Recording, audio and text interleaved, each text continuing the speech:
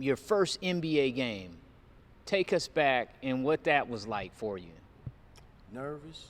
I mean, being real nervous. I can't remember the team that we played, but I know me walking into the arena, seeing the parking lot packed, and having the opportunity to put on an NBA jersey and going out there competing for the city of Denver. Um, it's no better uh, feeling that a guy from the inner city of Chicago or wherever you're from to get that opportunity to play in the NBA and have that experience of playing against amongst the best of the best. In your days, no AAU, there was basketball camps, but how did you rise to the top and then compare that with the avenues? These guys have it made, so to speak. We played outside. They play inside. We play with different shoes. They have the best shoes. They have travel teams. They have it all. They have camps. Take us back to those days and compare it with these days. Definitely, you hit it right on the nose. Playing when we were playing, you played out in the streets. You know, you played in the playgrounds, and you had to learn the hard way. You know, gym shoes. Now, you have one pair. You know, one pair, and me and my brothers, my siblings, we shared them. You know, we had to. You know, okay, you rock them Monday. Now I got to rock them on Tuesdays. You know, so we had to switch shoes and social media wasn't. It was all, you know, magazines. You know, if you wanted to see the best high school players, you got to go look in, you know, Street and Smith magazines. Now you got social media. You can go to Instagram. You can go all this in the shoes. You know, you got everybody has a signature shoe. You know that plays now, and then Nike and your Under Armours and your Adidas of the world. So many shoes that these kids can pick from. And like my dad always told me before, you know, shoes don't make you. You know, you got to go out there and put that work in. And I think sometimes, I'm not going to say all kids are like that, but some kids think that they're going to be great just by putting on a pair of shoes. The Denver Nuggets win the NBA championship. How does that set with you? What does that mean, and what does that feel like? It felt like it felt like I was a part of that. You know, when I watched it, everybody's like, I know you're pulling for the Nuggets. Of course. I'm like, yeah, you know I'm riding with the Nuggets, man. So when they actually won that final game, I was very excited, you know. And I still have friends, you know, that live there that used to be my neighbors, so they still live there. So haven't visited Denver in a very long time, but I am definitely going back to visit and go to some games. But I enjoyed it. I enjoyed every minute of it. I'm a Denver Nuggets forever, for life, because they the ones that gave me an opportunity to play this game at a higher level. I remember seeing you a while ago, and I was saying how the Nuggets should give you, Alex English, Calvin Nat, Mr. Vandaway,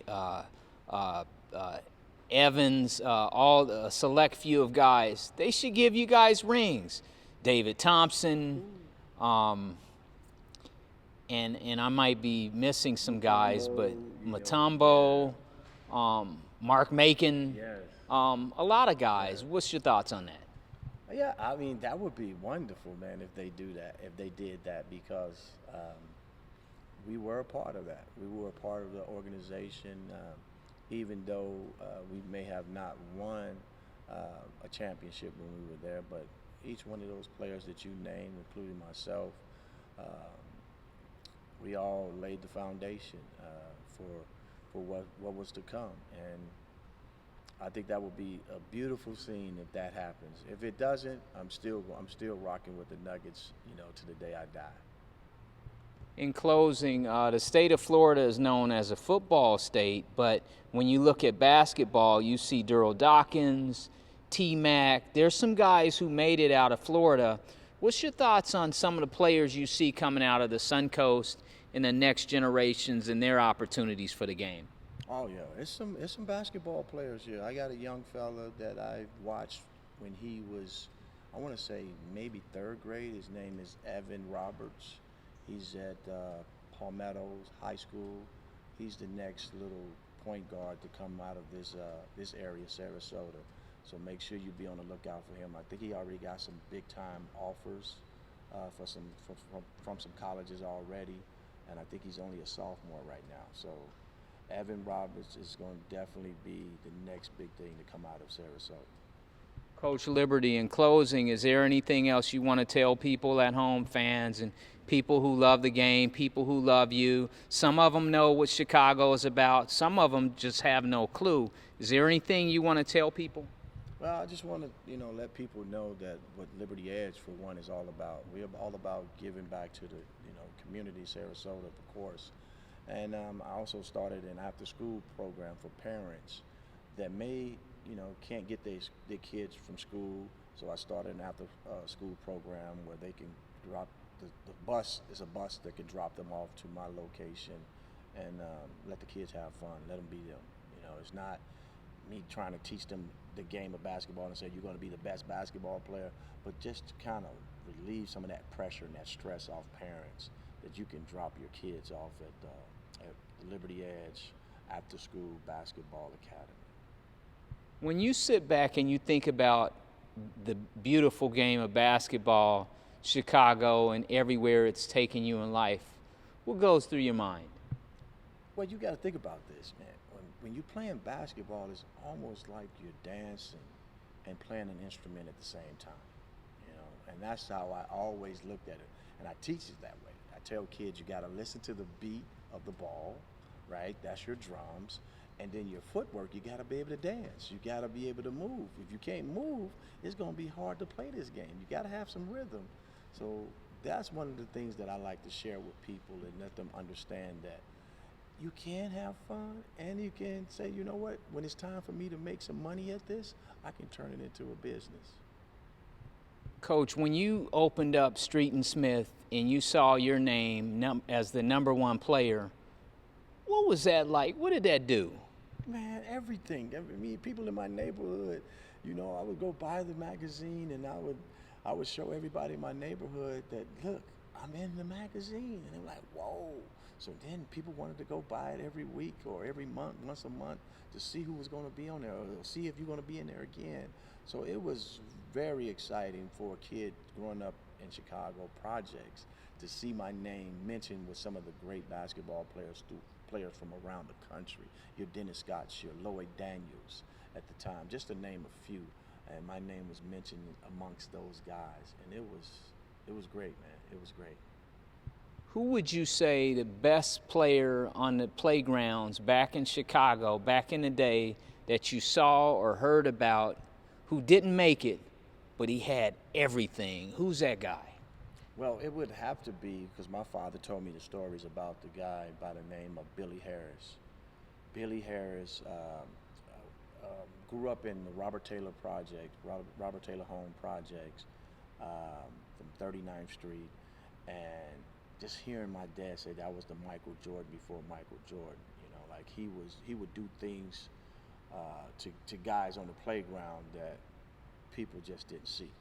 He would tell you what he's about to do to you and actually do it. And then just seeing old footage of him, playing, he would probably be one of the best street ball basketball players that didn't make it to the NBA. He had an opportunity. I think he had some tryouts, but I don't think he stuck. But a walking bucket. So he would be probably one of the best players that I know that came out of Chicago that didn't make it. 2 more questions. I could sit here forever. Take us back to Earvin Magic Johnson at the Forum, and take us back to Larry Legend in Beantown. Oh, those 2 guys that you just mentioned, Larry Bird and Magic Johnson, 2 guys that I remember watching in college when they played against each other, and then me having the opportunity to step on the floor with those guys. Magic was my idol, so I was in awe. People would think it would be Michael Jordan, but Magic was my idol, and the reason why he was 6'9", he could handle the basketball. I love that, and I love the way he passed the ball. I loved, his pizzazz. I loved what he was all about on the court. So me having an opportunity to play in the Forum, against him, I was in awe. And and to be quite frankly with you, that was probably one of my career high games. I think I had 24 or 25 points at the not the Staples Center, but the Forum at the time. And then going to Beantown, and playing against Larry Legend, it was all that and some. As you know, some people say certain players can't play, because they're too slow, and I beg to differ with him. Like, he knew how to play the game. He knew where he was going to get his shots off, and he knew his spots on the court. He was a legit 6'9" guy, Larry Bird, and he can play. He can play, and I tried to guard him a couple of times, and I know I got at least a couple of those baskets from him that he scored on me. But just to be in that era of basketball amongst, the Michael Jordans and the Magic Johnsons and the Larry Birds and even Charles Barkley playing, against Charles Barkley, I would always remember those days playing in the NBA. Folks, he is Marcus Liberty. I'm James Hill. We'll be right back.